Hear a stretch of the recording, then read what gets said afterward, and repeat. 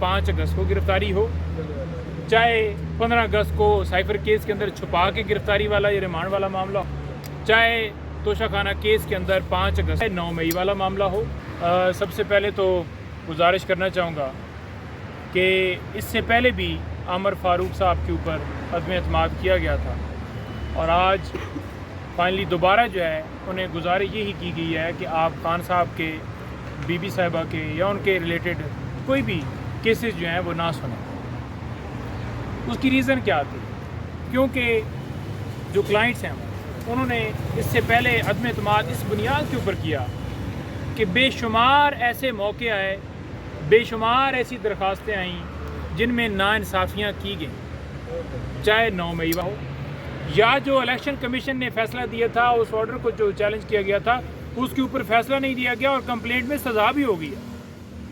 तो कोई एक केस नहीं है, यहाँ पर तो दर्जनों के हिसाब से रोज़ाना नाइंसाफ़ियाँ की गई हैं। तो यही आज भी गुजारिश की गई और चीफ साहब मुझे लगा है कि वो चलाना चाहते थे इस केस को कि ये केस जो है आगे चले, आर्गू हो, लेकिन उन्होंने चलें अच्छा किया कि नोटिस भेज दिए। लेकिन अब पाकिस्तान बार कौंसिल के नुमाइंदगान पे ये ज़िम्मेदारी है कि वो किस तरह से आकर इस बात के ऊपर जो है अपनी राय देते हैं, क्योंकि जब ऑर्डर्स जो हैं वो बोलते हैं, फ़ैसले जो हैं वो बोलते हैं, तो फिर वो उस चीज़ को छुपाया तो नहीं जा सकता। आप देख लें कि अलकादर ट्रस्ट केस हो, उसमें किस तरह से नाइंसाफ़ी की गई।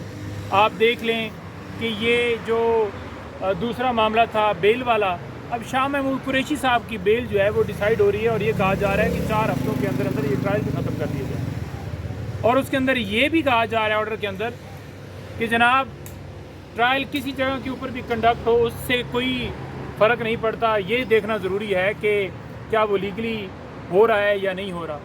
तो बात ये है कि आपके सामने मामला बेल का है, आप वो फैसले के अंदर चीज़ लिख कर जो मामला दूसरे बेंच के पास पेंडिंग है उसके ऊपर आप वाज़ह तौर पर तासर दे रहे हैं ताकि वो भी उसके ऊपर वो असर जाए और वो उस हिसाब से फ़ैसला दें। और आप जो है सेक्शंस का बड़ा हवाला दे रहे हैं कि इसकी सज़ा जो है सज़ाए मौत है और जो है उम्र कैद है। तो वो भी आप के सामने जो मामला है वो सिर्फ बेल की हद तक है। आप कोई ट्रायल नहीं यहाँ पर कंक्लूड हुआ जिसका आपने फ़ैसला जो है वो सुनाना है और एक एक चीज़ आपने उसके ऊपर अपनी राय देनी है। तो लिहाजा वो तो हो गया अदम एतमाद। अब मामला ये है कि जो इन कैमरा प्रोसीडिंग, ठीक है, उसके हवाले से बड़ा वाज़ह तौर पर अदालत ने स्टे दिया है कि ये कैसे हो सकती है, इसके अंदर फेयर ट्रायल नहीं है। और दूसरी तरफ देखें कि यही चीफ जस्टिस साहब कहते हैं कि ये बिल्कुल सिक्योरिटी के मद्देनज़र रखते हुए ये किया गया है। सिक्योरिटी की दरख्वास्तें इस्लामाबाद हाई कोर्ट में भी दी गई थी, उसमें इस्लामाबाद हाई कोर्ट ने वाज़ह डायरेक्शन दी थी कि इसके ऊपर इनको साबका वज़ीर आज़म की सिक्योरिटी दी जाए और उस हिसाब से बैठकर ये जो कमेटी है ये फ़ैसला करे। लेकिन क्या फ़ैसला हुआ? खान साहब अपनी सिक्योरिटी में हर रोज़ पेश होते रहे। आज डिस्ट्रिक्ट कोर्ट के अंदर भी मैंने यही गुजारिश की है, मैं पेश हुआ खान साहब की तरफ से और दरख्वास्तें भी दी हैं कि खान साहब को प्रोड्यूस किया जाए। अगली जो दरख्वास्त थी जिसमें ये कहा गया था हमारी तरफ से कि खान साहब को प्रोड्यूस किया जाए, तो आज दौरान आर्गूमेंट्स जब ये बात की तो एक अदालत में जज साहब ने ये कहा कि आपको पता है दूसरी अदालतों में भी खान साहब को पेश करने का कोई हुक्म नहीं हुआ, तो लिहाजा फिर मैं कैसे जो है वो पेश करने का कह सकता हूँ, या रिपोर्ट्स जो आई हैं वो आपके सामने हैं। तो मैं बड़ा हैरान हुआ कि बात यह है कि क्या ये सेट पैटर्न है कि एक अदालत ने अगर इंसाफ नहीं दिया या कानूनी तौर पर एक फैसला नहीं दिया तो आपने देखना है कि दूसरी अदालतें क्या देख रही हैं। आप ये देखें कि जो फेयर ट्रायल है वो कैसे हो सकता है।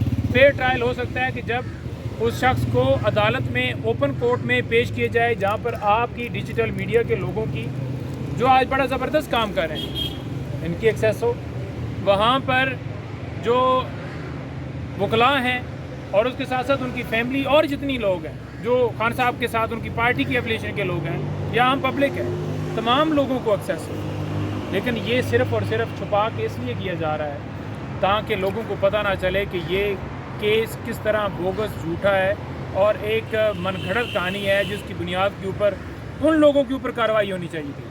PDM नवाज शरीफ भी उसमें बिल्कुल शामिल है, शहबाज शरीफ, ये सारे जितने राना सनाउल्ला, पूरी PTM जो जितना टोला था 13 जमातों का, ये हर एक बंदा उसमें शामिल है जिन्होंने मिलकर इमरान खान साहब की हुकूमत जो है, आइनी हुकूमत जो है, आइनी वज़ीर आज़म को आइन के ऊपर, जमहूरियत के ऊपर हमला करके इस हुकूमत को हटाया।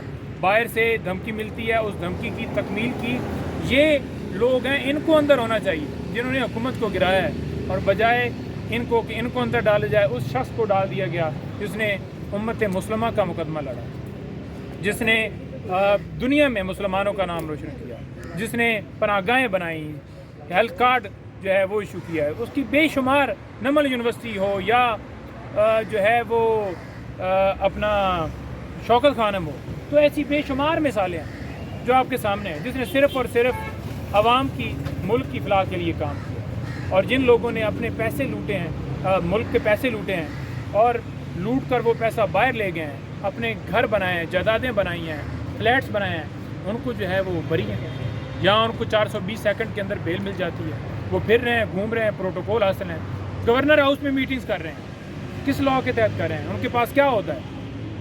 आज आप देखें कि नवाज शरीफ और मरियम ये सारे गए हैं, कितना सा जलसा हुआ वहाँ पर, एक छोटी सी वो कॉर्नर मीटिंग जिसमें कोई 100 के करीब भी लोग नहीं थे। इमरान खान की एक तस्वीर आती है और दुनिया जो है उसके ऊपर जो है वो पोस्टें लगाती है। और आप देख लें कल KPK में क्या हुआ कि लोगों को उनके ऊपर पाबंदी लगाएगी, एक जगह के ऊपर पहले पाबंदी लगाई, वो जो हॉल सील किया गया था, फिर दूसरी, फिर तीसरी जगह, लेकिन लोग निकल रहे हैं, लोग जो है अपने हक में आवाज़ उठा रहे हैं, लोग इस मुल्क के लिए निकल रहे हैं। और ये सिर्फ यहाँ पर आते हैं पैसा बनाने के लिए, इस मुल्क के अंदर लूटने के लिए। कोई सवाल है? अच्छा सर, एक सवाल मेरा इससे हट के है, कल आपका मैंने प्रोग्राम देखा जो जवेद चौधरी साहब के साथ हुआ, आपकी खासी मुमारी हुई है कल अल्हम्दुलिल्लाह के साथ, दोबारा पहले माजी में शरद मरवत के साथ उनकी हुई है, तो क्या वजह थी, किस वजह से लड़ाई हो रही थी, कोई वजह बता देते? देखिए, पहले तो उसने कोई नाम लिया बीबी साहिबा का गलत, मैं नाम नहीं लेना चाहता जो उसने लिया, तो मैंने उसे ये कहा कि आप नाम तमीज़ से लें।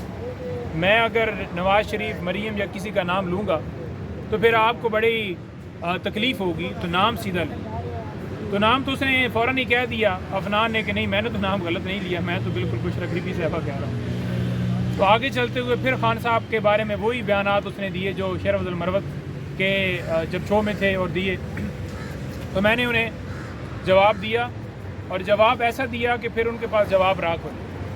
और उन्होंने जो कहा ना कि इसराइल का एजेंट, तो मैंने उन्हें साबित किया कि कैसे आप लोग एजेंट हैं और किस जवाब क्या दिया आप बताएंगे? देखिए, मैंने उसे बड़ा वाज़ेह कहा है, आप एजेंट वो है या एजेंट आप हैं जिन्होंने इसराइल के कहने के ऊपर, अमेरिका के कहने के ऊपर उनके साथ मिलकर आपने पाकिस्तान की आइनी हुकूमत गिराई। और फ़लस्तीन के हवाले से मैंने बड़ा उनको वाज़ेह कहा कि आप एक बयान भी दिखा दें कि आपने इसराइल और अमेरिका के ख़िलाफ़ दिया। अमेरिका तो हथियार भिजवा रहा है क्योंकि आप उसके एजेंडे के ऊपर हैं, तो फिर उनके पास तो कोई जवाब नहीं था। वो ज़ुबानी शोर मचा रहे थे, ज़ोर ज़ोर से बोल रहे थे। मैंने कहा दलाइल से बात करें, मुझे भी हाथापाई करने आती है, मुझे भी हाथ चलाना आता है, लेकिन मैं पहले आपको लाजवाब करूँगा। ब्लैक बेल्ट है वो, और फिर अगर कोई ब्लैक बेल्ट है तो वो कोई इशू नहीं है, फिर अगर कोई वो आगे बढ़ते तो फिर मेरे पास भी, मैं भी बिल्कुल खाली तो नहीं बैठा हूँ। आपको कौन सा बेल्ट है? देखिए, बेल्ट हमारा काला कोट है, ब्लैक कोट है। और दूसरे नंबर पर ये है कि ये सिर्फ़ और सिर्फ इनके पास दलील नहीं है। अब अफनान बिला वजह बेचारे भड़क रहे थे, उनको कोई समझ नहीं आ रही थी कि मैंने क्या कहना है, दलाइल नहीं थे उनके पास, सिंपली सिर्फ जो है एक वो रटा लगा रहे थे कि जी इसराइल इसराइल इसराइल। जब मैंने बात की तो फिर उसके ऊपर कोई जवाब नहीं था उनके पास, क्योंकि ये तो डील करके आए हैं ना, और डील का हिस्सा है और उन सबको पता है। तो फिर उसके बाद भी, शो के बाद भी मुझे मिले हैं, लेकिन ठीक ही रहा मामला। नईम साहब, आपकी अभी सारी जो कोशिशें हैं उसमें कोई फ़ायदा तो हो नहीं रहा, किसी